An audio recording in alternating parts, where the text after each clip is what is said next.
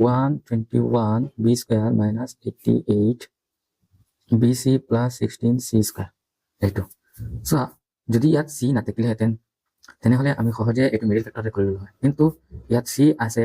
আৰু আমি জানো মিডিল ফেক্টৰ কি কৰিব লাগে প্ৰথম a ৰে c পূৰণ শেষৰটো পূৰণ কৰিব লাগে আৰু পূৰণ কৰি কি উৎপাদক কৰিব লাগে এতিয়া c টকাৰ কাৰণে এইটো সম্ভৱ কিন্তু এইটো এটা সূত্ৰত পৰিছে তোমালোকে চোৱা 121 যিটো এইটো 11 স্কয়াৰ হয় তো 11 স্কয়াৰ আৰু এইটো বিৰূপক স্কেলাৰ দি আছে ইফালে 16টো চোৱা কাৰ স্কয়াৰ 4 স্কয়াৰ আৰু বিৰূপক স্কয়াৰ আছে অৰ্থাৎ এই দুইটা 4 স্কয়াৰ তো গতিকে দুইটা 4c হোল স্কয়াৰ হ'ব এইটো 11b হোল স্কয়াৰ হ'ব তো a square plus b square তো a plus b whole square formula যেন লাগিছে হয়নে a square plus b square কি ফৰ্মুলা হয় a plus b whole square কি a স্কয়াৰ মাইনাছ 2ab তো 2 a আমাৰ কি হয় 11b তো 11 অপৰণ চিন 11b 2 a হৈ গ'ল b লিখিব লাগে b হৈছে 4c প্লাছ b স্কয়াৰ হয় এতিয়া চাও এই কেইটা পূৰণ কৰি এইটো পাওনে তুমি চাই লোৱা 2 11 22 হয়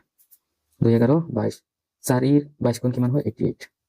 যেহেতু মাইনাছ আছে গতিকে মাইনাছ থাকিব 88 হৈ গ'ল আৰু বাকী থাকিল b আৰু c তো b পূৰণ c bc হ'লনে মিলিলনে অৰ্থাৎ এইটো কোন সূত্ৰত পৰিল a স্কয়াৰ মাইনাছ ইয়াত ভাঙি লিখা আছে a square minus 2ab plus b square তো এইটো কোন formula a minus b whole square তো a হল আমাৰ এইটো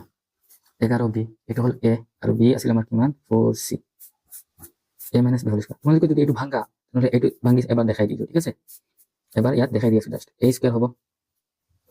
মাইনাছ 2 a পূৰণ a কি 11b আকৌ b কি 4c 2ab plus b square এইটো হ'ব নে নহ'ব তো 11 ৰ স্কয়াৰ কি হয় 121 b স্কয়াৰ 121 b স্কয়াৰ